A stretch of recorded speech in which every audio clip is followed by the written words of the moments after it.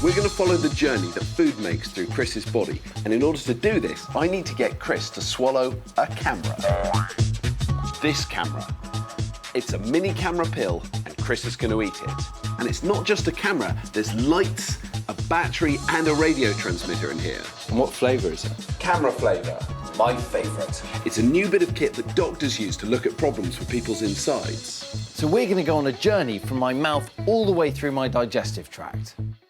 Let's go. It's going to take approximately 8 hours for the pill to make its way from Chris's mouth through his body until it comes out in his poo. And the first phase of the journey is getting into the stomach, and this only takes 7 seconds. It's amazing how quickly it's got into your stomach, isn't it? Yeah, it goes like that, doesn't it? And you can feel that when you drink cold water, you can feel it go cold in your stomach. Yeah. And here are live pictures from the inside of my stomach. The ridges you can see are muscle.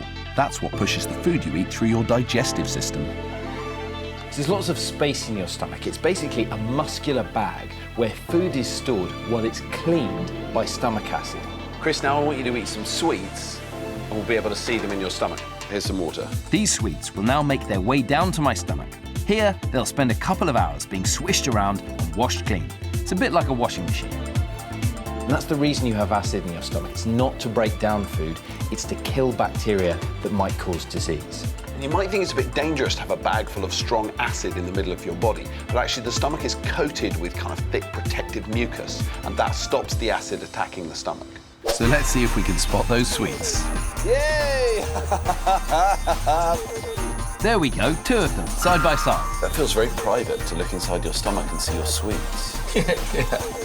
So the sweets and the camera will now be cleaned in Chris's stomach acid before being pushed out of the stomach through the sphincter muscle.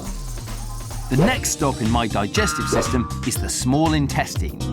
This is where the action really